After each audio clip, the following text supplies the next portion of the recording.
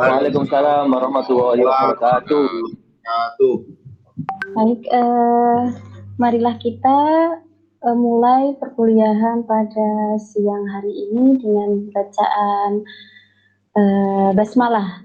Bismillahirrahmanirrahim. Semoga apa yang kita pelajari bermanfaat dan barokah Amin. untuk kedepannya. Amin ya rabbal alamin. Baik, mungkin bisa saya langsung alihkan pada moderator, monggo.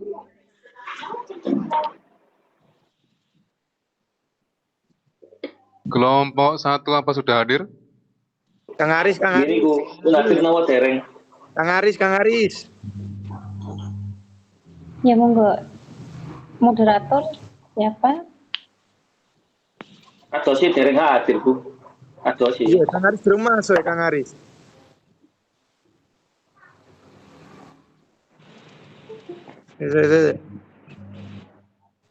Saya Kang. Kang Wahyu. Kang Wahyu Ye. itu sudah. Kang Wahyu, Iya. monggo. Nggih. Kelompok 1 nggih. Nggih. Oke, bentar saya catat.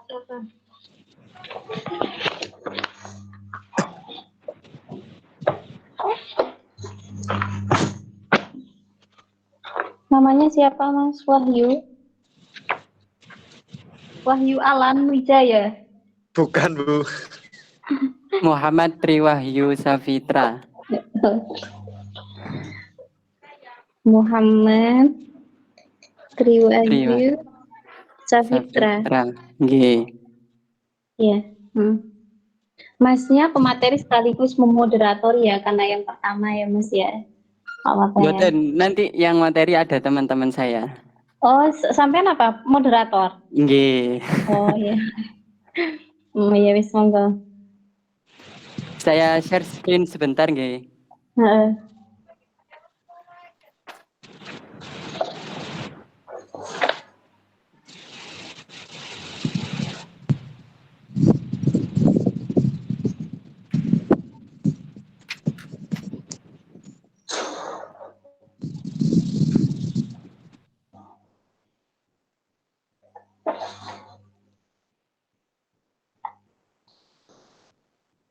Sudah kelihatan, Bu? Sudah. Sebentar nggih, Bu.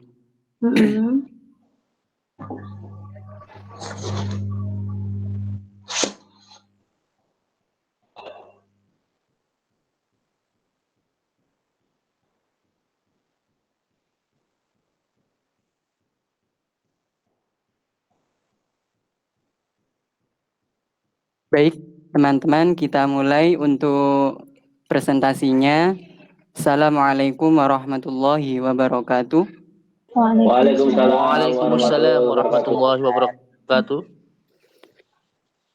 Bismillah, alhamdulillah, wassalatu wassalam rasulillah, sayyidina wa maulana Muhammadin amma ba'd. Kepada yang kami hormati, dosen pengampu mata kuliah pengelolaan kelas, yaitu Bu Wasilatul Ibad MPD, dan juga teman-teman kelas 6F yang berbahagia. Pertama, marilah kita panjatkan puji syukur kehadirat Allah Subhanahu wa Ta'ala yang telah melimpahkan rahmat-Nya sehingga kita dapat mengikuti perkuliahan online hari ini dalam keadaan sehat walafiat. Kedua kalinya, salawat dan salam tetap tercurahkan kepada junjungan Nabi besar Muhammad Sallallahu Alaihi Wasallam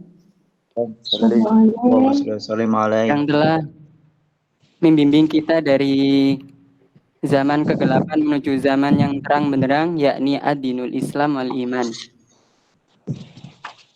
Kami di sini dari kelompok 1 akan mempresentasikan tentang definisi, tujuan, dan prinsip pengelolaan kelas. Sebelum materi disampaikan, kami akan memperkenalkan anggota kelompok kami. Yang pertama Anggis Mendi Saputra. Ampun. Yang kedua Nuroni Bung, Bung, Abdul. Yang ketiga Abdul Wahab Syahrobi. Yang Nuroni keempat hadir. Mrene Ahmad pas Zainuri. ben siap utama Yang dereng. Kurang pinten ta? Yang kelima saya sendiri Muhammad Triwahyu Safitra. Yang kelima, yang keenam Muhammad Mutohirin, dan yang terakhir Ahmad Maimun Roshid. Langsung saja untuk materi yang pertama, yaitu tentang pengertian pengelolaan kelas. Pengelolaan kelas akan disampaikan oleh Mas Anggis Mendi Saputra. Kepada Mas Anggis dipersilahkan.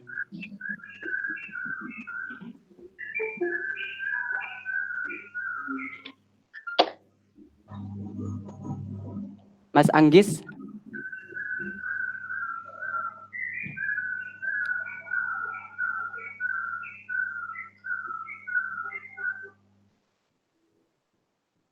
Mas Anggis sudah hadir apa, Bu?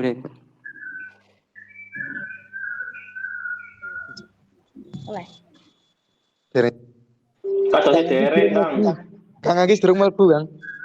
Lanjut. Ya, lanjut. Lanjut itu nih mawon.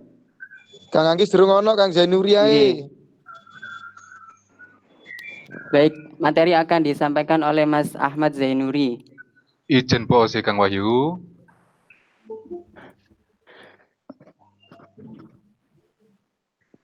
Monggo Mas Ahmad Zainuri.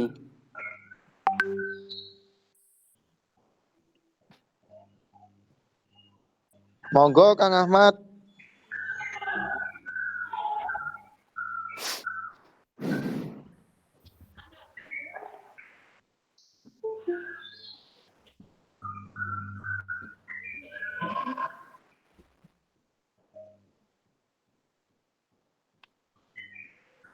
Sudah, kalau nggak ada lewati aja, selanjutnya aja. Yang Baik. dapat nilai kan yang presentasi. Baik.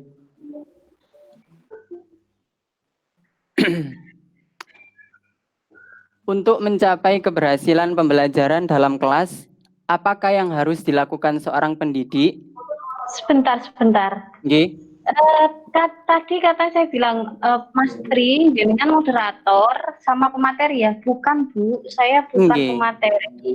Saya adalah moderator. Nanti pematerinya ini ada sendiri. Ini ada berapa orang? Ini ada 7 Tujuh. atau 8 ya? Aris Tujuh. gimana? Mas Aris gimana? Bukannya Mas Aris ini? Kelompok berikutnya, Bu. Kelompok berikutnya Mas Aris. Oh begitu, berarti hari ini itu 7 orang ya. Hari ini 7 orang. Saya ini lagi, saya absen lagi. Ini Muhammad Wahyu ya, Hans Medi ya, Nuroni, Abdul Wahab, Muhammad Mutohirin, Maimun Roshid, sama Sainuri ya. Loh, Ya. Imam Ghazali nggak ada dah. Imam Ghazali kelompok berikutnya, Kang. Kelompok piro kan iku, Kang? Ya, yo. Loh, Iya, benar. oh, oke pun aman berarti aman. Nggih, Bu. 7 Abdullah orang nembe ya. masuk. Ya, betul 7. Nah, Monggo Cak Wahab lanjut. Muhammad Triwahyu ini sudah ada. Nah, keenam pematerinya ini mana? Keenam materi mana? Sampun dibagi, Bu. Nuroni hadir, Bu.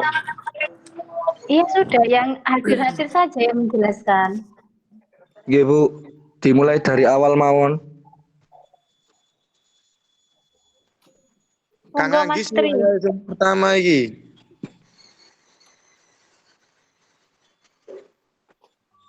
Tapi Kang Agis durung masuk. Wis adanya situ lho, Kang. Seadanya. Seadanya saja.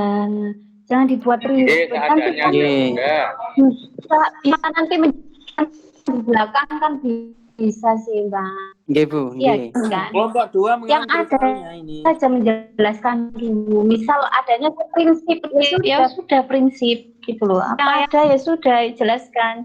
Daripada kelompok 1 nanti kelihatan nggak nggak benar kan ya, mending yang ada aja, siapa yang jelaskan. Yang belum masuk ya nanti aja, jelaskan nanti aja. Monggo Mas Maimun Rosyid dijelaskan tentang pengertian pengelolaan kelas. Oke, siap. Assalamualaikum warahmatullahi wabarakatuh. Waalaikumsalam warahmatullahi wabarakatuh. Saya Ahmad Maimun Rasyid akan menjelaskan tentang pengertian pengelolaan kelas. Bisa dibuka nggak videonya itu? Oke, siap Bu.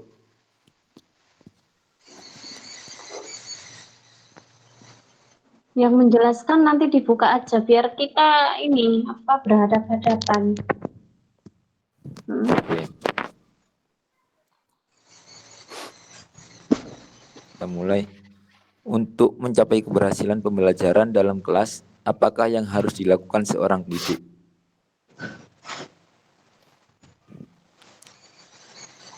Ini.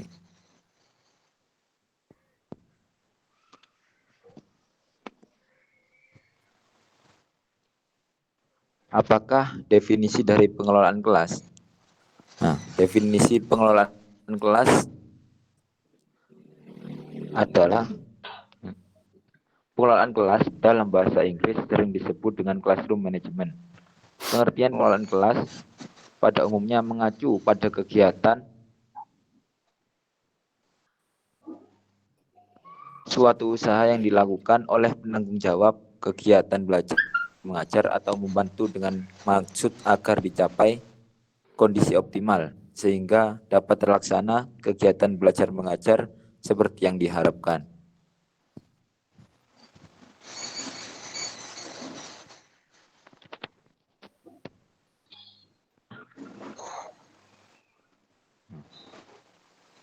Menurut M.J. Cooper, pengelolaan kelas ialah seperangkat kegiatan untuk mengembangkan tingkah laku siswa yang diinginkan dan mengurangi atau meniadakan tingkah laku yang tidak diinginkan.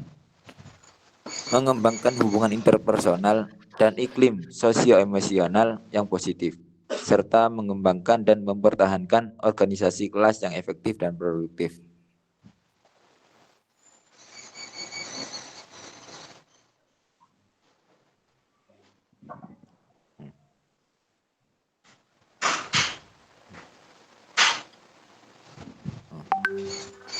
Definisi pengelolaan kelas. Pengelolaan kelas adalah usaha sadar yang diarahkan untuk mewujudkan suasana belajar mengajar yang efektif, efisien, dan menyenangkan sesuai dengan harapan serta dapat memotivasi siswa untuk belajar dengan baik sesuai kemampuan.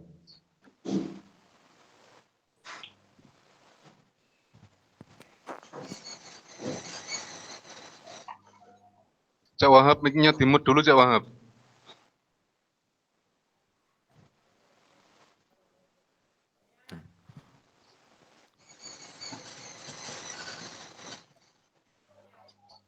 Komponen pengelolaan dalam kelas. Yang pertama yaitu guru. Guru bukan hanya sebagai penyampai materi pelajaran, tetapi juga dapat berfungsi sebagai pengelola atau manajer kelas. Kalau ada guru, pasti ada siswa. Nah, ini siswa tidak hanya sebagai objek yang menjadi sasaran pembelajaran, tetapi bisa sebagai subjek yang dinamis dan ikut dilibatkan dalam proses atau kegiatan pengelolaan dalam kelas.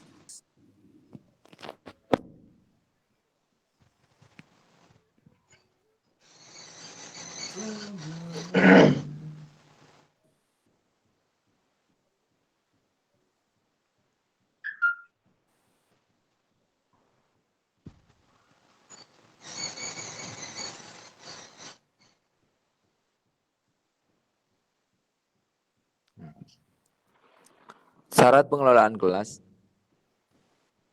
Yang pertama, profesional. Yang kedua, kepribadian yang baik. Yang ketiga, fleksibel. Dan yang keempat, sebagai eksekutor.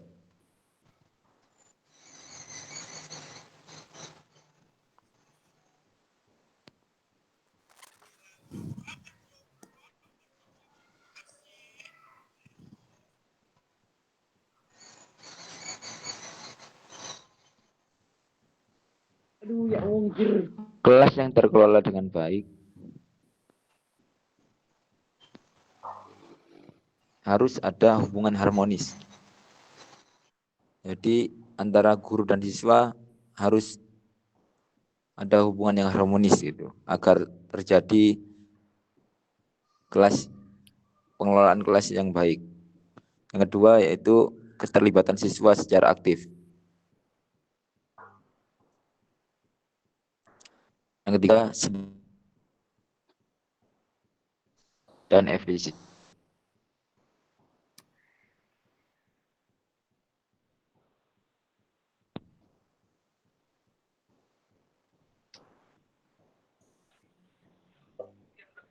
Nah, sekarang pengertian tujuan pengelolaan kelas akan disampaikan oleh teman saya,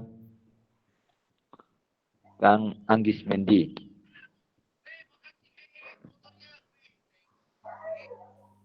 Tukang Anggis, siap?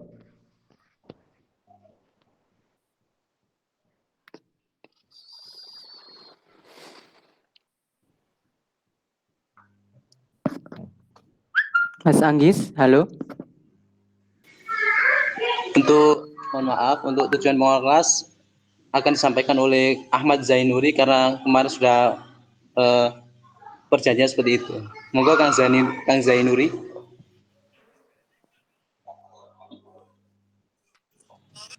Atik perjanjian barang, Kang. Perjanjian apa, Rek? Koyo jange perang ae. Nggih, biar tugasnya itu sesuai dengan baik gitu nggih. Oh, ngonten. Nggih. Nggih pun, monggo lanjut.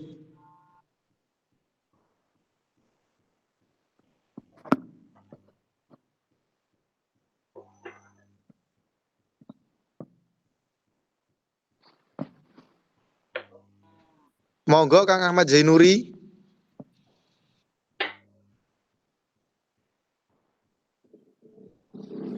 Ayo rek kali moco ae kok ah. Saya lanjutkan saja, Pak. Untuk tujuan pengelolaan kelas. Siapa yang sudah melanjutkan siapa? Tadi yang Maimun Rosyid ya? Ya, saya Nuroni Akilul. Oh. Ya, ini saya lanjutkan untuk presentasi dari kelompok 1, yaitu masalah tujuan pengelolaan kelas. Yang pertama tujuannya yaitu penyediaan fasilitas untuk menunjang kegiatan belajar siswa dalam kelas. Nah, dalam hari ini bagi si guru itu bisa menyediakan fasilitas. Mungkin kita kalau berbasis seperti ini, berbasis online seperti ini, jadi guru itu menyediakan mungkin proyektor atau komputer atau lain-lain. Yang pokoknya supaya dengan fasilitas ini kegiatan belajar mengajar di siswa di kelas itu berjalan secara maksimal. Dan yang kedua, pengajaran dapat dilakukan secara maksimal. Ini otomatis ketika fasilitas yang telah tersedia dalam kelas itu memenuhi, maka akan menjadi maksimal. Yang nomor 3, memudahkan pendidik dalam memantau kemajuan peserta didiknya. Nah, itu merupakan ketika kelas sudah terfasilitasi atau sistem pengelolanya sudah baik, maka akan mampu untuk melambainya. Yang keempat yaitu memberikan kemudahan dalam mengatasi masalah yang penting dalam kelas. Nah, mungkin ketika kita dalam kelas seperti ada anak yang kurang memahami, seperti kalau kita di metode belajar yang guru sebagai narasi saja, sebagai narasumber. Kadang kan ada siswa itu yang yang kurang memahami. Karena apa? Mungkin dianya beralasan karena wes kurang asik, ya, kurang enjoy. Ya. Maka kita beralih ya ketika ada fasilitas atau tunjangan pengelolaan kelas yang baik, ya, beralih metode yang lain. Mungkin kita dapat melalui seperti video atau peraga yang sekiranya anak dalam kelas ini lebih menarik dan lebih mampu menangkap apa isi daripada materi yang disampaikan. Yang selanjutnya yang nomor 5 yaitu membina dan membimbing dengan latar belakang budaya, sosial, ekonomi yang bersifat individual. Nah, ini yang kelima-limanya ini merupakan tujuan pengelolaan kelas. Ya.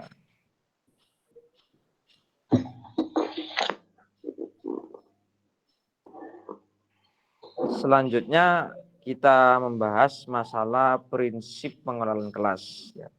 Yang pertama, hangat, akrab, dan antusias. Ya. Ini biasanya kita efek yang penggunaan dalam prinsip ini terutama ditekankan pada guru. Nah, ketika guru itu sangat akrab, sangat antusias, bisa menarik atau bisa mengkondisikan kelas.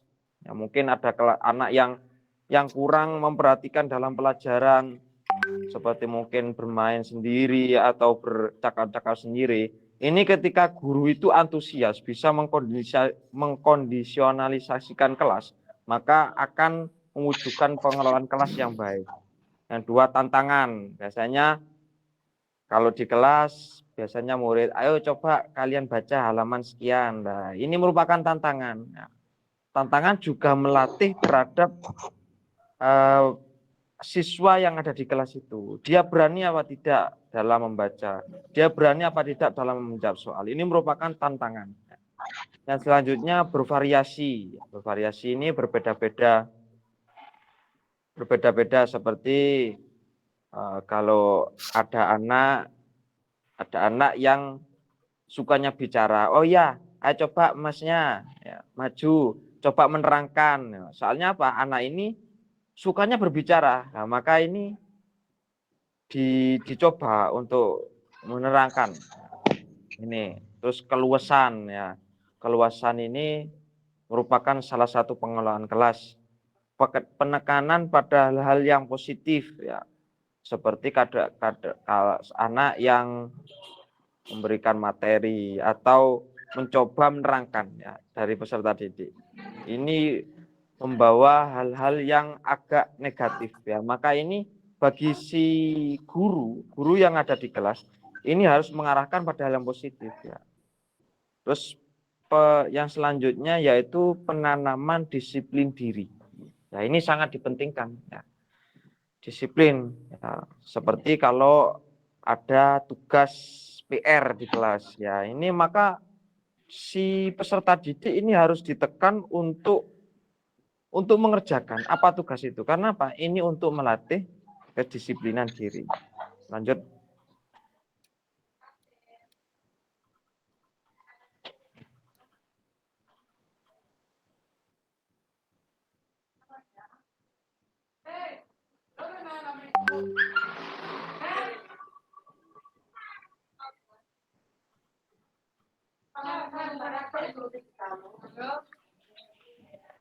Nah, ini dilanjutkan prinsip pengelolaan kelas.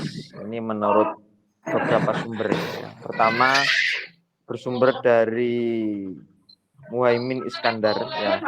Ini ada tiga prinsip. Kesiapan, motivasi, dan perhatian. Ini menurut Muhaimin Iskandar.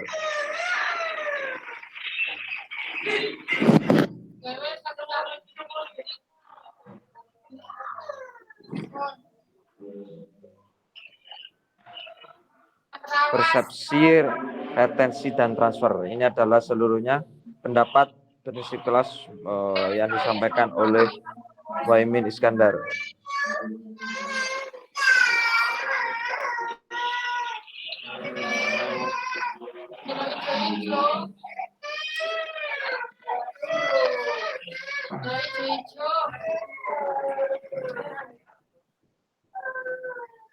Lanjut. Ya, kesimpulan pada materi yang kami sampaikan, ya, ini demi tercapainya keberhasilan pembelajaran dalam kelas, maka pengetahuan dan keterampilan dalam pengelolaan kelas adalah hal yang mutlak dikuasai seorang pendidik. Ya, maka dalam hal ini ketika kita mau anak didik kita arahkan kemana, ya, untuk mewujudkan sebuah pembelajaran yang terbaik, maka kita harus pandai dalam mengelola apapun yang ada di kelas itu. Mungkin tentang kedisiplinan, kesiapan apa yang kami sampaikan mulai awal tadi, itu kita harus mampu mengkondisionalkan sebagai seorang pendidik. Itulah presentasi pada saya, kelompok kami. Langsung saya kasihkan kepada moderator.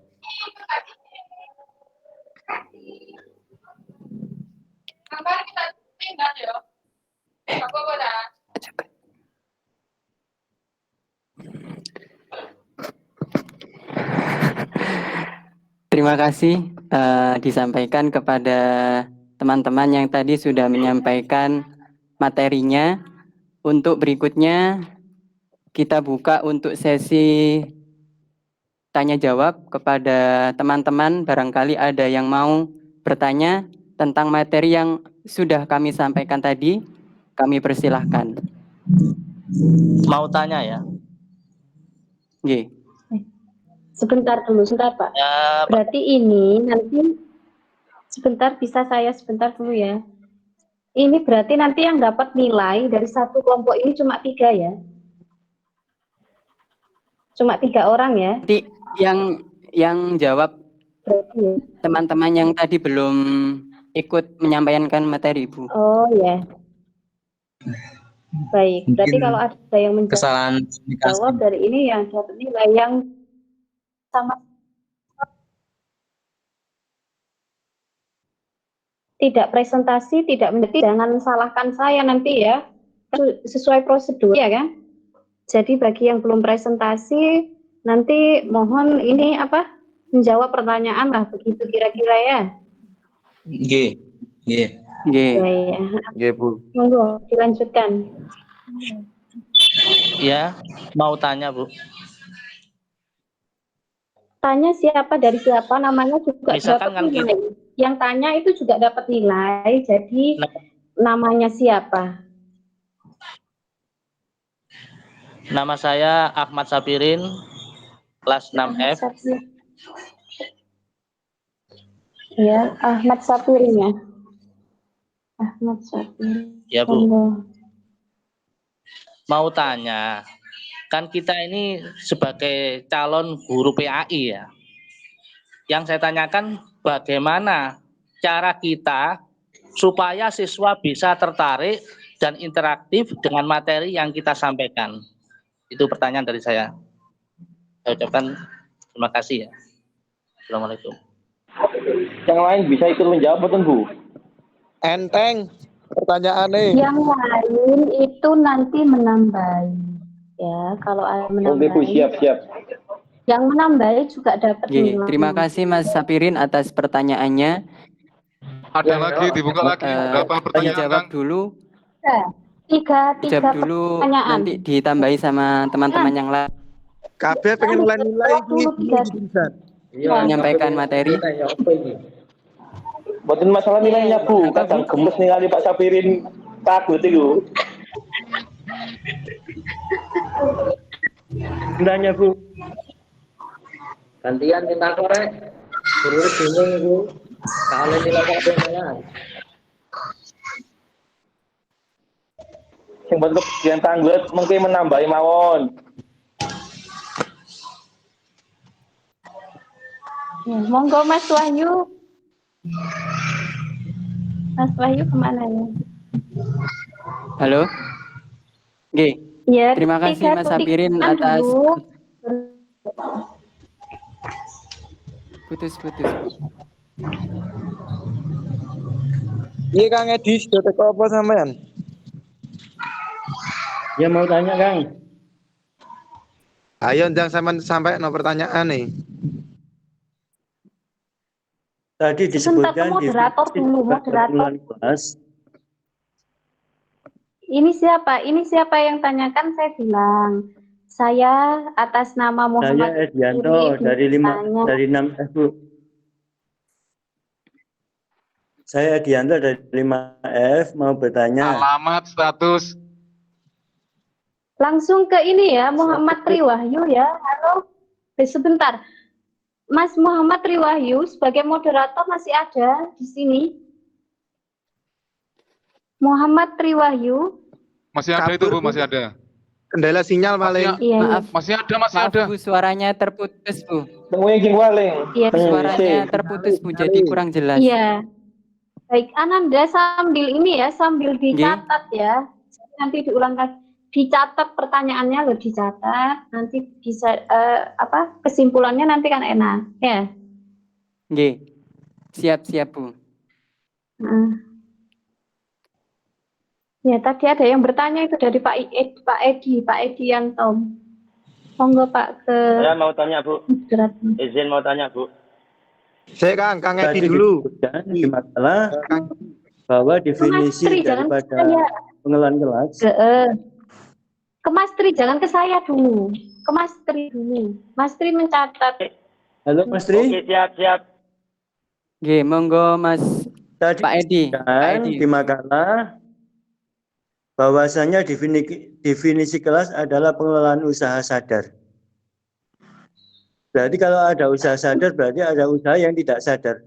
Nah, contohnya seperti apa usaha sadar dan tidak sadar itu? Oke, terima kasih Pak Edi atas pertanyaannya. Saya catat dulu nanti teman-teman yang akan menjawabnya. Berikutnya yang ketiga. Kang Faiz, Mas Faiz. Oke. Monggo Kang Faiz. Oke, siap, monggo. Baik. Terima kasih. Yang mau saya tanyakan seperti ini, tadi sudah sempat kita dengarkan presentasi dari teman-teman kelompok 1. Kita melihat saat ini di Indonesia kan ada pelaksanaan hukum HAM itu yang kemudian banyak guru-guru, mohon maaf, ketika sudah melaksanakan tugasnya dalam hal menyampaikan pelajaran, sudah merasa cukup sehingga terkadang-kadang ada anak yang cukup dalam tanda kutip cukup nakal atau banyak tingkah dan over lah di kelas sehingga memerlukan perhatian khusus oleh seorang guru. Nah, dalam hal ini yang saya tanyakan seperti ini, andai kata nanti kemudian kita mengajar ternyata ada beberapa anak yang seperti itu. Jadi mulai dari tugas yang diberikan tidak pernah mengerjakan, kemudian di dalam kelas ini selalu menimbulkan keributan. Kalau kita memberikan hukuman apakah yang sekiranya bisa membuat anak itu jera? Kalau hukuman yang seperti dilakukan di tempo dulu atau zaman dahulu kan macam-macam. Nah ini mohon diberikan jawaban yang terbaik. Kira-kira harus bagaimana guru mengambil langkah, sementara dalam satu sisi ada urusan hak asasi manusia yang saat ini lagi gembor-gembor ditakut-takuti lah, atau banyak guru yang kemudian pokoknya ngajar, barek nakal banda, kan ada seperti itu terkadang. Nah ini terima kasih Mas Tri, itu yang bisa saya tanyakan. Terima kasih waktunya. Oke, sama-sama Mas Faiz, terima kasih juga atas pertanyaan yang sudah disampaikan tadi. Kita tutup dulu untuk sesi pertama pertanyaannya. Saya ulangi lagi, yang pertama pertanyaan dari Mas Ahmad Sapirin, yaitu bagaimana cara kita sebagai guru untuk menarik siswa terhadap pembelajaran yang kita ajarkan ke anak-anak. Jadi anak-anak itu tidak bosan dengan pelajaran kita. Monggo bisa dijawab oleh teman-teman yang lain dari kelompok 1. Baik, Saya akan coba menjawab pertanyaan dari Pak Sapirin ya.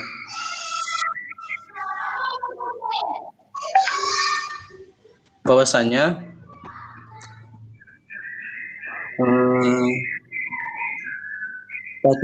tadi Pak Sapirin bertanya bahwasanya bagaimana cara kita untuk menarik pembelajaran yang kita ajarkan kepada siswa. Mungkin salah satunya adalah dengan pertama kali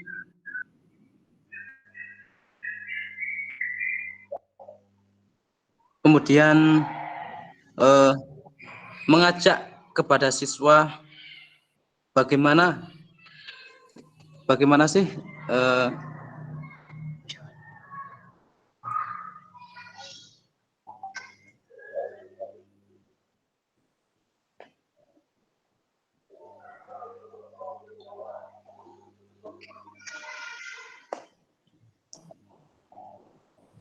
Mungkin dari teman-teman yang lain dulu. Mas Anggi sepertinya jaringannya yang Nggih. Ngapunten menawi kula dijawab, Mas. Nggih, monggo Mas Wahab. Siapa? Yang jawab siapa? Dari Wahab, pemateri dulu. Abdul Wahab. Nggih, ini kelompok Abdul dari Wahab. kelompok Bu. Abdul Oh, Wahab. dari kelompok. Mana Abdul Wahab, bisa dibuka enggak? Bisa dibuka. Nggih, sampun kula buka, Bu. Oh iya, monggo. Nggih, kembali ke yang diterangkan teman-teman tadi di prinsip pengelolaan kelas. Jadi kan di situ sudah dipaparkan yang bisa nomor 3 itu bervariasi. Jadi nggih, mboten monoton, tidak monoton. Jadi kreativitas kita untuk mengajar itu jadi jangan monoton, entah itu kita buat seperti apa. Jadi kalau kita hanya menerangkan terus anak-anak nanti bisa entah itu mengantuk atau bagaimana, entah itu dibuatkan video di PowerPoint, jadi anak itu bisa tertarik.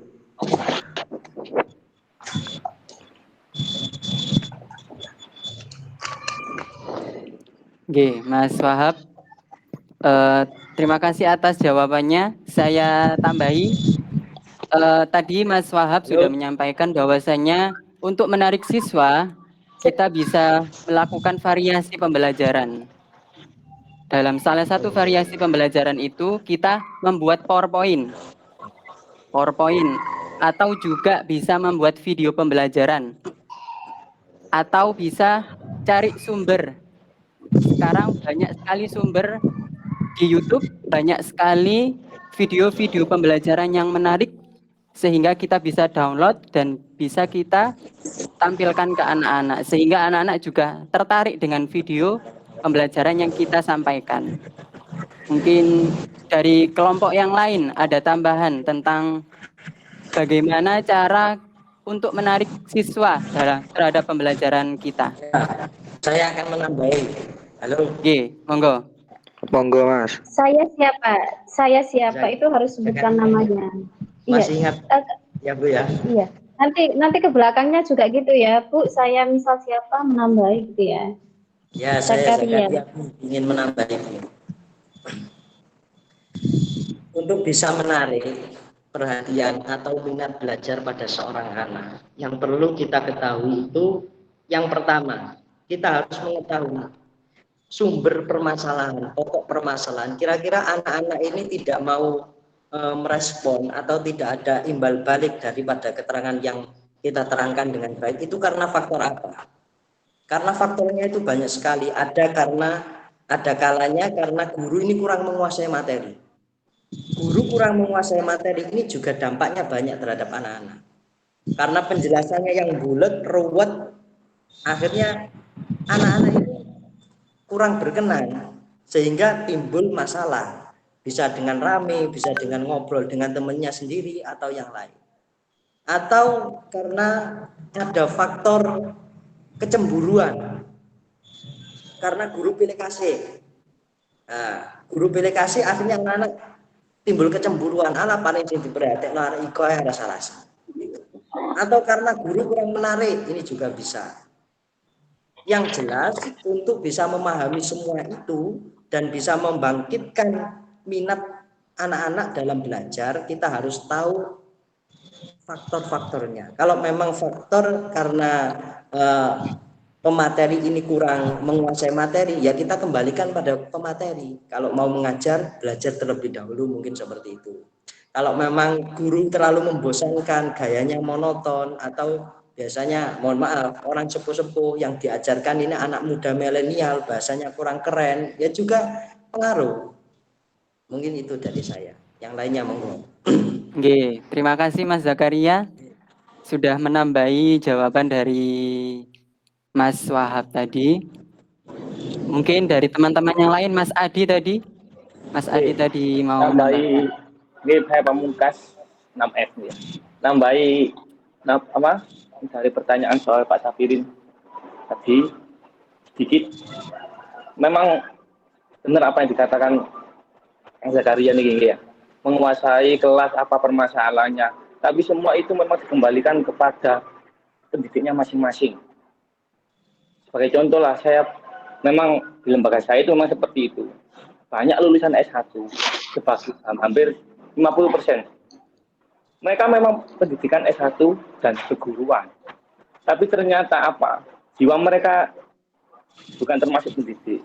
Jadi meskipun dikasih masukan seperti apapun, carilah masalah ini. Ternyata apa? Ketika di dalam kelas mereka tidak bisa menguasai.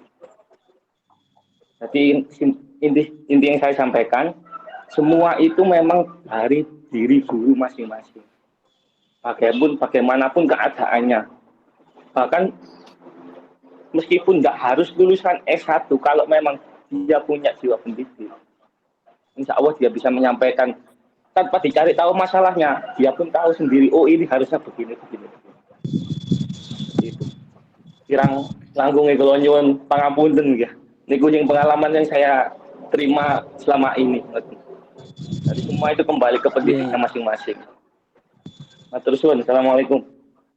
Waalaikumsalam. Terima kasih Mas Adi sudah. Nah, terus solusinya bagaimana Kang Adi? Yang dibutuhkan Pak Safirin kan solusinya. Iya, solusinya. Pak Safirin baca lebih lagi ya. Pak Safirin baca lagi. Bisa nambahi saya? G.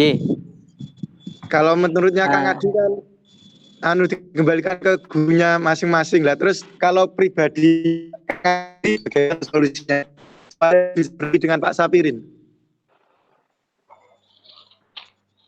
Pak Anam riyen mau berarti nambahi, monggo Pak Anam. Terima kasih. Saya kira sudah kenal dengan saya semuanya. Selama di dunia belum sih Kang. Selama di dunia pendidikan, mohon maaf. Bukan. Selama saya di dunia pendidikan, yang paling penting dikuasai di dalam kelas itu pendekatan Mas, pendekatan antar guru dengan siswa tertentu maksud saya. Saya kira di dalam kelas itu tidak semuanya tidak memperhatikan, pasti ada yang memperhatikan. Nah, pendekatan kepada sang murid ini itu sangat diperlukan. Jadi sering kita ajak bicara, sering kita sopani meskipun mereka tidak sopan kepada kita. Sering kita sentuh hatinya. Nah, semacam itu selama ini yang saya lakukan. Dan alhamdulillah berhasil, sangat berhasil. Bahkan anak yang nakal pun, yang super nakal, insya Allah ya tetap nurut. Yang pertama yaitu attitude kita kepada murid pun akan imbal baliknya pasti sama kepada kita. Di luar faktor-faktor yang diterangkan oleh teman-teman tadi, itu semuanya juga betul. Tapi yang paling penting pendekatan guru kepada siswa, bukan satu kelas, tapi harus per siswa, baik laki-laki ataupun perempuan. Itu kita dekati, kita ajak sharing, kita kita berbicara itu di luar jam pelajaran. Itu sangat membantu untuk mengatasi yang dipertanyakan oleh teman kita tadi, Bapak Safirin. Begitu, Bu. Terima kasih. Assalamualaikum warahmatullahi wabarakatuh. Waalaikumsalam warahmatullahi wabarakatuh. Menanggapi Pak Anam. Menanggapi Pak Anam. Menanggapi Pak Anam. Tadi saya mau menambahkan dengan yang Sebentar, diutarakan Pak sama Safirin. Mas Zakaria. Pak Safirin sebentar dulu. Tempat itu saya kok harus nambahin Pak Kang Safirin Safirin. sebentar. Mas Tri tolong dikondisikan ya Mas Iya. Tri. Pak Safirin Ya, sebentar siap dulu. Mas Zakaria monggo. Mau Pak Anam, tadi Pak Anam kan sudah menjelaskan. Kira-kira tips yang paling jitu untuk menghadapi permasalahan di kelas adalah pendekatan. Pendekatan itu dilakukan di luar kelas. Oke, memang itu memungkinkan.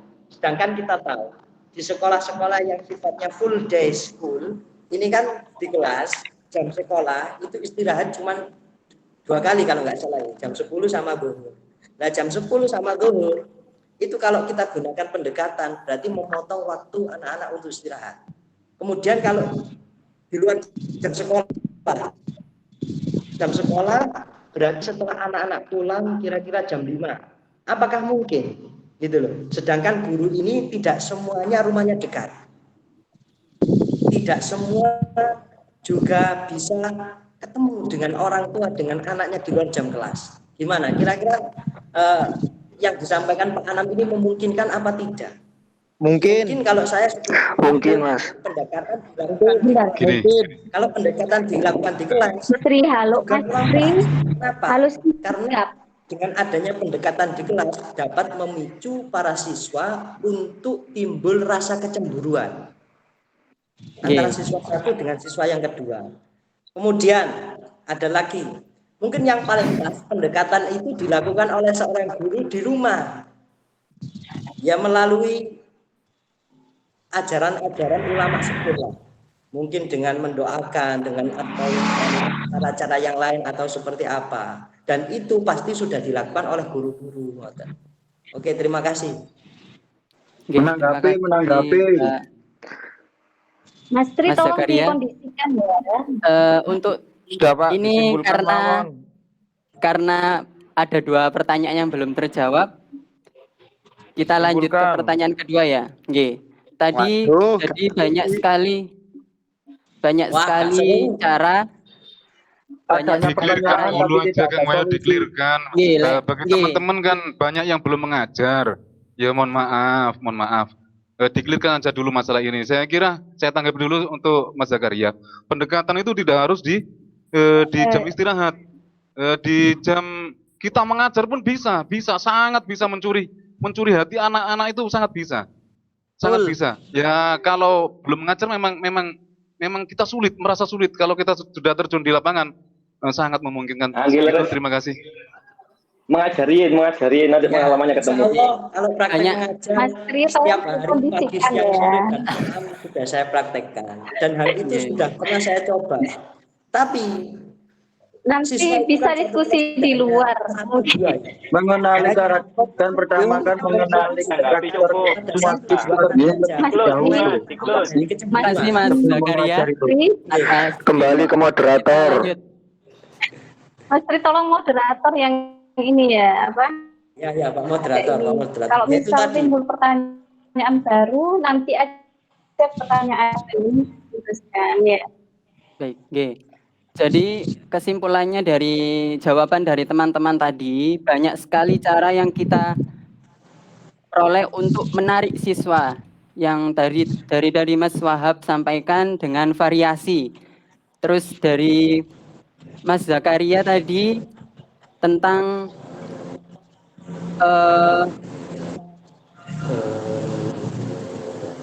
kemampuan guru untuk tidak hanya kemampuan memahami guru, sebuah materi. Tidak hanya kemampuan guru, memahami faktornya. Memahami karakternya. Pak Khairul tadi dengan melakukan pendekatan. Dan masih banyak lagi cara sebenarnya. Ketika kita nanti terjun di dunia pendidikan, pasti kita akan menemukan cara. Apalagi kita sudah mempunyai pengalaman sebelumnya, sudah misal di TPQ, nanti di sekolah pasti bisa menyelesaikan solusinya itu. Meskipun itu bertahap, tidak langsung semuanya bisa terselesaikan. Mungkin dari jawaban teman-teman tadi, Pak Sapirin bisa diterima? Ya. Melanjutkan tanggapan tadi, apakah boleh, Pak Moderator? Mau mendapat. Mungkin setahu saya harus ada variasi metode pembelajaran ya. Kan ada metode tanya jawab, terus sampai niku tanya kan, sampai niku tanya malah jawab sendiri, piye toh? Terlalu kritis ini Pak, terlalu kritis. Terus lagi saya menambah dari Mas Zakaria tadi kan nilainya guru sampai niku tanya Kang, dijawab, bukan sampai yang jawab. Pertanyaan selanjutnya Kang mungkin karena kelompok gue juga belum moderator guru yang bukan bidangnya gitu loh. Misalkan dia bukannya bidangnya PAI, bidangnya kami ngajar PAI. Misalnya bukan bidangnya matematika, dia di bidang ilmu sosial ngajar matematika. Istilahnya kompetensi guru juga harus diperhatikan. Yang tadi kan istilahnya diomongkan sama Mas Zakaria, istilahnya guru yang tidak memahami dengan apabila murid disuruh memahami semua pelajaran, maka guru harus memahami semua pelajaran. Mohon maaf Mas Azizuddin. Terima kasih Mas Sapirin atas tambahannya tadi. Lanjut ke pertanyaan kedua. Pertanyaan dari Pak Edi tentang definisi pengelolaan kelas. Tadi yang dipertanyakan sama Pak Edi, bagaimana usaha sadar dan tidak sadar itu? Tadi sudah disebutkan oleh kelompok 1 tentang pengelolaan kelas, yaitu definisi pengelolaan kelas adalah usaha sadar dan tidak sadar. Nah, seperti apa usaha sadar dan tidak sadarnya itu? Monggo bisa dijawab oleh kelompok 1. Mas Nuroni. Oke, terima kasih. Ya, Oke, saya akan menjawab. Anggis Wendy Saputra. Oh, Mas. Oke. Begini, bahwasanya dalam pengelolaan kelas itu memang ada usaha sadar dan ada usaha yang tidak sadar. Nah, usaha sadar seperti halnya misalkan contohnya saat ada seorang guru ya, seorang peserta didik berbuat salah, maka kita segera untuk meluruskan, untuk segera mengingatkan, mungkin barangkali bisa menasihati juga gitu kan. Itu yang secara sadar. Kemudian kalau yang selanjutnya sebagai contoh juga, misalkan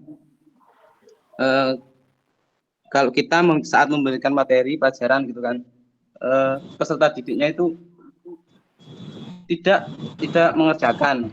Nah, mungkin kita dorong, terus kita tegur agar mau mengerjakannya tugas tersebut. Yang kemudian kalau usaha secara tidak sadar, saya menangkap bahwasanya kalau tidak sadar bahwa berarti guru cenderung mengabaikan pengelolaan kelas, yang bisa jadi bahwa kalau kita tidak sadar akan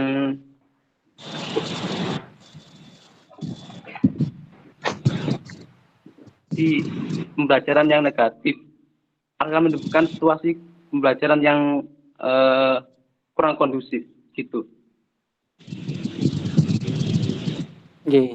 Terima kasih Mas Anggis atas jawabannya. Mungkin tadi dari Mas Nuroni ada tambahan? Ya, mungkin saya menambahi masalah usaha sadar dan tidak sadar. Ya, ini kalau kita lihat pada kelas, mungkin usaha sadar ini kita lakukan secara zahiriyah, secara kemanusiaan. Seperti kalau anak, ya contohkan Mas Anggis tadi, anak kok kok bisa mungkin sering telat atau tidak mengerjakan tugas. Mungkin usaha sadar yang kita lakukan ini, kita pendekatan terhadap anaknya. Kenapa? Faktor apa yang menyebabkannya? Mungkin itu tergolong usaha sadarnya. Kalau mungkin usaha tidak sadar, kita arahkan kepada ya pendapatnya ulama. Guru itu selain kita mengajar di kelas itu kan yang juga harus mendoakan peserta didik. Ya, maka mungkin usaha tidak sadar yang dimaksud dalam hal ini mungkin seorang guru itu selain kita mengajar dalam segi dohirnya, dalam segi batinnya pun juga, seorang guru itu juga harus mengajar dalam arti harus mendoakan si peserta didik ini. Itu mungkin dari saya. Terima kasih Mas Nuroni atas jawabannya tadi. Menambahkan dari Mas Anggis. Untuk kelompok menyanggah. Sebentar Pak. Menanggapi, sebentar. Saya menanggapi sebentar. Monggo Mas Zakaria, monggo. Saya menanggapi Nanggapi kula nggih. Mohon maaf, tadi disebutkan usaha tidak sadar adalah berdoa. Doa itu usaha sadar loh ya. Tidak sadar mendoakan kepada murid itu usaha sadar. Bukan tidak sadar. Nah, gitu. Yang tidak sadar itu gimana gitu loh. Loh, Pak, sekarang gini. Ya, mungkin saya jawab. Jawab dari Pak Anam. Ya. Kenapa kok doa itu saya golongkan sebagai usaha yang tidak sadar? Karena gini. Mas Anggis dulu boleh tidak menambah gitu jangan langsung di ini Mas, jangan di Mas bukan Mas Anggis, Mas siapa ya? Sri Wahyu Safitra ya. Sri Wahyu Safitra. Nah, gini, kalau dalam diskusi misal dari Pak Anam ya, kita kembalikan pada penanyanya dulu. Kalau misal penanyanya nggak memahami, baru boleh ditambahi sama lanjanya. Jangan seakan-akan nggak ada moderator gitu. Dari tadi kan seperti itu, ditanggapi, akhirnya nanti timbul pertanyaan baru gitu loh ya.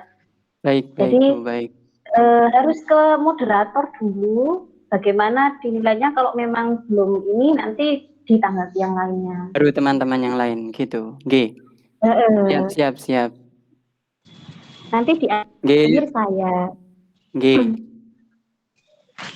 Dari jawaban dari Mas Nuroni dan Mas Anggis tadi, Pak Edi apakah sudah jelas atau belum? Kalau usaha sadarnya saya sudah sepakat, tapi kalau usaha tidak sadar, masa orang berdoa itu tidak sadar?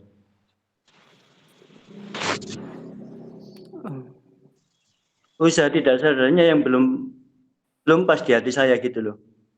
Oh, yang tidak sadarnya Pak ya, yang menurut Pak Edi belum pas. Kalau berdoa itu bukan usaha. Sebenarnya begini Bapak Ibu ya, kan Pak Edi itu kan tanya.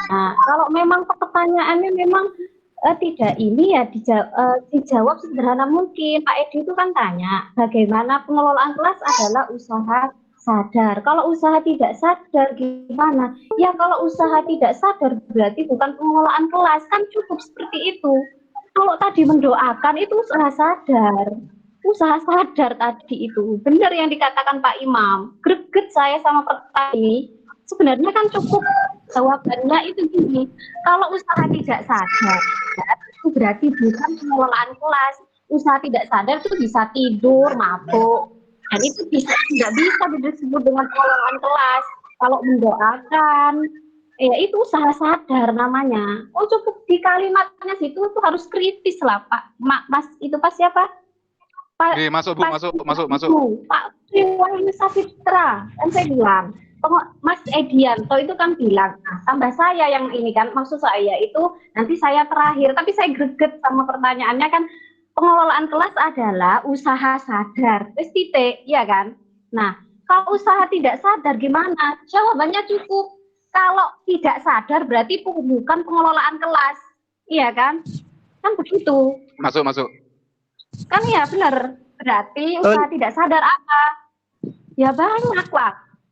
ya tidur juga nggak sadar, berarti dia nggak mengelola kelas. Masa ada orang mengelola kelas sambil tidur? Nggak mungkin kan. Kita berbicara manusia, bukan wali gitu ya. Kalau masalah mendoakan, menzikirkan itu usaha sadar, nggak mungkin mendoakan murid itu usaha tidak sadar. Ya, begitu cukup itu pertanyaannya, jawabannya cukup sudah. Kayak ditambah-tambah itu saya gerget di sininya. Ya, saya masuk ya. Logis gitu sih, ya. Lanjut. Masuk. Lanjut. Kuliah aja yang ada tidak sadar, Bu. Kuliah aja yang ada tidak sadar. Masalah mengelola kelas. Aku Pak Enam tadi. Sama Rene Kang Edi tak sadar toh. Baik teman-teman, kita lanjutkan ke pertanyaan Jadi jangan ngopi Kang Edi. Lanjut Mas. Dari Mas Faiz.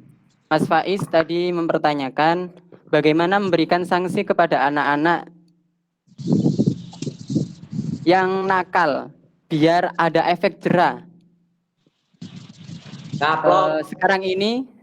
Sekarang ini banyak sekali guru-guru ketika memberikan sanksi itu mikir-mikir dulu karena ada hak asasi manusia. Mungkin dari pertanyaan Mas Faiz ini bisa dijawab oleh kelompok 1.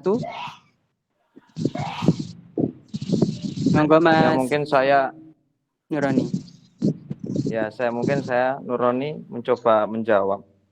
Mungkin hukuman yang tepat untuk anak yang ini selalu mungkin membuat onar ya atau gaduh di kelas. Ya, kita pendekatan, kan setiap sekolah itu pasti ada yang namanya BP atau kalau sekarang itu BK, bimbingan konseling.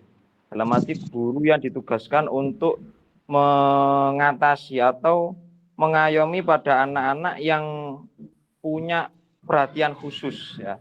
Ini yang kita ketika ada anak yang seperti itu ya, jadi tugas kita mengajari kelas ya kita kasihkan kepada bagian BP ini atau BK ini. Gunanya apa? Ya anak ini nanti yang melakukan pendekatan ya dari BK-nya itu mungkin ya ditanya dari faktor apa keluarga atau lingkungan di rumah kenapa kok sifatnya seperti ini atau yang mempelajari masalah ini ya kita serahkan seutuhnya itu kepada BP tadi nah, agar mungkin bisa diatasi atau terselesaikan masalahnya. Mungkin itu dari saya. Masuk bungkus. Pendekatan. Bisa nambahi? Sebentar Pak Anam. Mungkin dari Mas Faiz, bagaimana atas jawaban dari Mas Nuroni tadi? Terima kasih atas jawabannya. Saya pikir ada beberapa inilah. Kalau itu tadi kayaknya sudah bisa mengena. Yang saya maksud lebih pada ketika itu sudah dilakukan semua hal, misalkan pendekatan lewat BK atau lewat orang tua, dan mau tidak mau guru akhirnya harus memberikan sanksi. Nah ini sanksi apa yang kira-kira bisa memberikan efek jera, tetapi guru pun tidak nanti tersangkut dengan kasus yang terjadi di beberapa kejadian kemarin itu. Dan tolong nanti yang menanggapi yang lain aja, saya pikir bukan Pak Khairul juga bisa. Aku dapat nilai semuanya. Aku lepora. Saya boleh menanggapi. Tadi kan peraturannya dikembalikan dulu ke Mas Faiz. Kalau Mas Faiz masih belum jelas, bisa ke teman-teman yang lain, begitu. SOP-nya. Ya, terima kasih. Terima kasih Pak Moderator. Siap, monggo. Kembalikan ke jenengan. Moderator saya ngantri menanggapi. Aku lepora. Sebentar, ada tambahan dari maaf Mas Azizuddin. Mas Ahmad Zainuri ada yang mau ditambahkan, Mas Ahmad Zainuri dari kelompok 1. Mas Ahmad Zainuri, halo.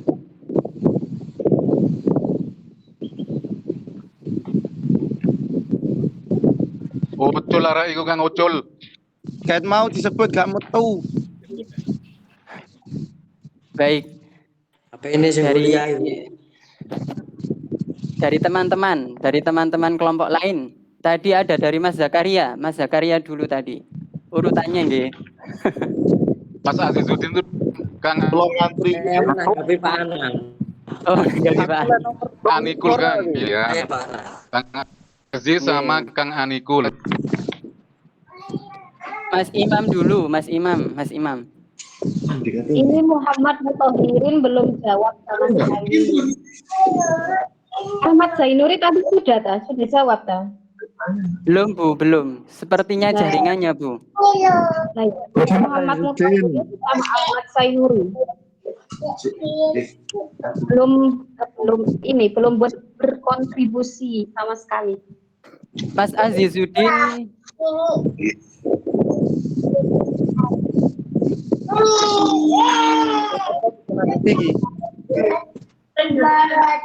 Mas Azizuddin itu bukan kelompok 1 Bu. Mas ini Muthahirin, Muhammad Muthahirin. Bukan. Oh ya, Mas Muthahirin.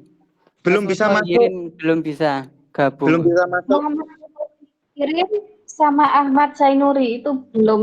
Jadi nanti yang berkontribusi pada ini aja yang saya nilai.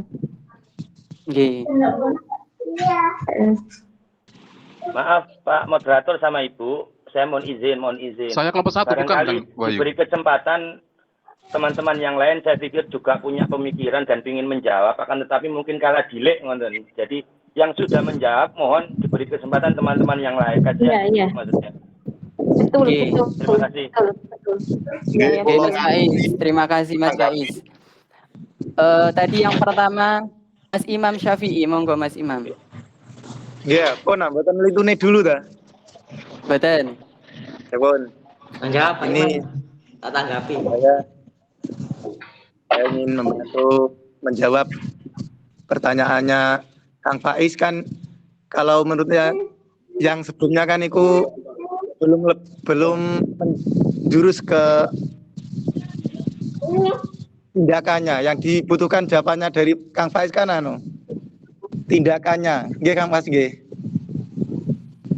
Nggih, betul. Nah, kalau menurut saya, bagaimana cara kita memberi sanksi terhadap anak yang melakukan pelanggaran? Ya, kita beri sanksi yang sifatnya tetap mendidik, bukan sanksi yang bersifat kekerasan. Misalkan anak ini di dalam kelas terlalu ramai umpamanya nggih. Nah, kita tetap beri sanksi sebagai hukuman, tapi sifatnya sanksi itu mendidik, bukan kekerasan. Umpamanya bisa kita beri sanksi yaitu membaca Al-Quran atau membaca sholawat atau menulis, menggambar dan lain sebagainya. Mungkin itu yang dapat kami sampaikan, kurang lebihnya saya kembalikan ke moderator. Terima kasih. Terima kasih Mas Imam atas sebentar Mas Zakaria. Terima kasih Mas Imam atas tambahannya. Mungkin dari penjelasan Mas Imam. Dari penjelasan Mas Imam tadi, dari Mas Anikul Alwan tadi sudah antri. Semoga Mas Anikul. Oh, nggih. Terima kasih. Oh, nggih. Oh ya kula iki. Terima kasih atas waktunya. Antri dari saya enggak mau ngeroyok. Sebenarnya nggih, untuk pertanyaan Mas Faiz itu memang sudah menjadi kendala dari dulu sekali. Tapi dulu itu memang ada tindakan yang membuat anak itu menjadi jerah. Dalam kurung nek biyen niku nek di kampleng mari ya. Kalau sekarang memang tidak boleh. Lah sebenarnya simpel sekali. Kalau sekarang itu dari jawabannya siapa Mangret? Nuroni nek gak salah. Nggih, Mas Nuroni. Dari jawabannya Nuroni tadi sudah benar, cuma saya cuma menambahi dari situ saja. Kalau untuk BP memang tingkatannya mulai ada dari SMP sampai ke atas sampai SMA. Kalau untuk MI itu belum ada, kembali ke gurunya masing-masing. Sedangkan untuk menindaklanjuti agar anak itu jerah cekak betik maneh, di dalam bimbingan konseling itu nanti ada penjelasannya banyak sekali. Langkah yang pertama dari pihak guru kalau dari tingkat dasar, kalau dari tingkat tengah itu ke guru BK. Lanjut setelah dari guru apabila gak mempan, belum cerah juga, naik ke tingkat kepala sekolah yang menindaklanjuti. Setelah kepala sekolah baru itu tadi dikonsultasikan kepada orang tua siswa atau orang tua siswa yang bersangkutan. Maaf moderator. Setelah orang tua siswa biasanya setelah dari orang tua siswa rata-rata anak itu sudah jerah biasanya. Tapi ada kasus juga dari bimbingan konseling yang ada di SMP atau SMA sampai ke psikolog itu. Jadi sementara ini jalan terakhir untuk efek jerah anak-anak itu sampai di situ saja. Mungkin ada yang lain yang mau menanggapi, yang mau menambahi dari situ. Dari saya terima kasih. Oke. Terima kasih Mas Anip atas jawabannya tadi. Mungkin teman-teman ada tambahan lagi? Saya kira itu belum mengena dengan pertanyaannya Kang Faiz. Yang ditanyakan Kang Faiz kan tindakan terhadap pelaku sanksi itu menurut saya masih cuma langkah-langkahnya saja. Langkah-langkah tapi bukan tindakan kepada yang bersangkutan. Monggo yang lain, kalau nggak ada. Oke, monggo Pak Anam. Yang lain. Saya lainnya. Saya jawab saya. Oke, monggo. Oh Mas Imam Ghazali monggo. Ya. Kalau menurut saya, kalau memang anak itu sudah, halo. Oke, masuk Kang, masuk. Kalau menurut saya, kalau memang anak itu sudah berlebihan dan itu menyangkut konsen untuk pembelajaran anak yang lain, maka harus memang ditindak tegas. Umpamanya ketika satu kelas itu ada pembelajaran dan anak itu memang usil terus, dan itu memang harus ada tindakan yang sekiranya anak yang lain itu tetap menerima kegiatan belajar mengajar. Maka tindakan guru itu kalau menurut saya bisa dikeluarkan dari kelas atau disuruh diam, duduk di depan dan dibuatkan kursi sendiri dan itu anak itu diam. Jadi begitu. Jadi pembelajaran tetap ada dan anak yang nakal tadi tetap bisa dikondisikan seperti itu. Jadi kalau nanti ke BK itu nanti urusannya terlalu lama. Sedangkan kan kalau pembelajaran kan harus tetap dijalankan. Kalau saya seperti itu. Berarti dikucilkan ya, dong. terima kasih. Bukan dikucilkan, tapi ini untuk untuk keberlanjutan kegiatan belajar mengajar. Bukan dikucilkan, itu kan memang sanksi. Sanksi sosial bagi anak yang memang nakal dan memang mengganggu kegiatan, kan seperti itu. Daripada mengorbankan anak yang lain satu kelas, maka lebih baik anak yang tadi ditaruh di depan kelas, dikasih bangku sendiri atau disuruh berdiri di kelas yang lain. Kalau saya seperti itu. Jadi kalau ada anak yang memang nakal, saya suruh berdiri di kelas yang lain, itu ada efek jerah biasanya. Karena malu seperti itu. Rodok sip iki yo. Mas Imam, masih ada yang disampaikan lagi? Halo. Sedikit ya. Ya, kalau menurut saya sudah itu aja. Oke, terima kasih Mas Imam. Monggo Mas Zakaria. Jamnya kok kita dilihat juga ya Mas Wahyu. Sampai jam berapa? Jamnya juga sampai jam 11. Saya minta waktu nanti 5 menit aja lah. Itu untuk. Oh begitu. Nggih. Tapi jangan kita diskusi sampai nanti. Jam 11 kurang 5 kan. Ini wayane Mas. Kurang 2 menit. 2 menit, Pak Yai. 2 menit Mas Zakaria, monggo. Saya nanti minta waktu ya. Moderator waktunya. Wah, ini terlalu kritis sih, terlalu kritis. Halo. Monggo Mas Zakaria, 2 menit nggih. Terima kasih Mas moderator waktunya. Kebanyakan 1 menit. Dari jawaban yang tadi, itu kesimpulannya itu gini, kalau menurut saya.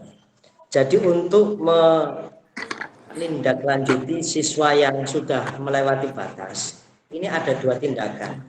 Yang pertama tindakan dalam kelas, kalau memang memungkinkan tindakan dalam kelas selesai, tindakannya. Dan yang satunya, kalau tindakan di dalam kelas ini tidak selesai, ya larinya ke BK sesuai dengan aturan yang telah dipaparkan oleh Mas Anik tadi. Kalau tindak keterangan yang dipaparkan oleh Gus Imam Al-Ghazali tadi, itu mengacu ke tindakan yang dilakukan oleh dalam kelas. Tapi memang untuk pertanyaannya kan tindakannya kan, tindakan langsung. Tidak cukup di dalam kelas saja. Kalau memang dalam kelas selesai, kita lakukan tindakan ada. Kalau di dalam kelas masih belum selesai, ya kita larikan ke BB. Kembali ke waktu. Matur suwun karena waktu selesai, Pak. Nggih. Terima kasih Mas Zakaria sudah menyempurnakan jawaban dari teman-teman yang lain tadi. Terus andalan. Kita mungkin sekian dari kelompok 1. Apabila ada salah kata dari kami kelompok 1, mohon maaf yang sebesar-besarnya. Wassalamualaikum warahmatullahi wabarakatuh. Waalaikumsalam. Waalaikumsalam warahmatullahi wabarakatuh. Ya, saya ambil alih. Terima kasih untuk kelompok 1 pemaparannya, dan alhamdulillah di kelas cowok ini begitu atraktif gitu ya, berbeda dengan yang cewek ya. Sampai mungkin ini batas waktunya sudah mulai habis. Nah, saya hanya ini aja memetakan aja. Yang pertama tadi untuk Pak Ahmad Sapirin ya, Pak Ahmad Sapirin tadi pertanyaannya kan bagaimana cara siswa agar interaktif. Sebenarnya tadi itu sudah dijawab bagus, semuanya jawabannya itu bagus menurut saya. Kalian yang apalagi yang sudah ngajar tadi jawabannya Pak Anam terus siapa itu sudah logis ya. Saya hanya memetakan saja sih, memetakan konsep saja bagaimana sih cara siswa agar interaktif, yaitu tadi memetakan yaitu dengan pendekatan ilahi tadi pendekatan ilahi ya, mendoakan ya. Yang kedua itu pendekatan manusiawi di sini adalah ya guru itu harus paham metode, harus paham strategi, harus paham media, sama psikologi siswa itu. Pemetaannya seperti itu. Dari tadi yang jenengan bicarakan, makanya jenengan sebagai guru PAI kan diberikan bekal kan, media pembelajaran PAI, strategi, itu semuanya tujuannya untuk nanti saat menjadi guru, ya agar siswa di dalam kelas itu belajarnya dapat interaktif itu. Semua yang jenengan ajari mulai dari malam kuliah untuk menjadikan kelas itu interaktif seperti itu. Yang kedua, yang Pak Ahmad Sapirin juga tadi ya, tadi sempat mengkritik sih, guru itu harus sesuai bidangnya lah, bidang PAI, misal bidang bukan PAI tapi ngajar PAI. Saya kok merasa dikritisi gitu ya, saya merasa dikritisi, bukan penegasan. Mohon maaf, Isa Pak Sapirin ngawur Bu. Sabar Bu. Bukan, benar. Bukan, saya memberikan penegasan juga bahwa ijazah S2 saya itu adalah pendidikan agama Islam, ya. Dan jenengan misal mengkritisi seperti itu, bukan. Ini klarifikasi aja biar nanti ada persamaan pemikiran ya. Jadi ijazah S2 saya itu adalah pendidikan agama Islam, ya. Insya Allah sejalan lah pemikirannya nanti. Kalau misal Bu, jangan kok iso bahasa Inggris, kan boleh kuliah 2 nggak harus boleh kuliah masa misal saya kuliah PAI nggak boleh kuliah bahasa Inggris, boleh kan ya? Jadi jenengan misal sekarang kuliah PAI di IAZ ini, terus jenengan ngambil kuliah bahasa Inggris di UNER kan, what's happen kan ya? No problem, iya kan? Gitu kan ya? Bisa no problem. Ya, bukan membela sih. Iya. Maksudnya kasih C, Bu.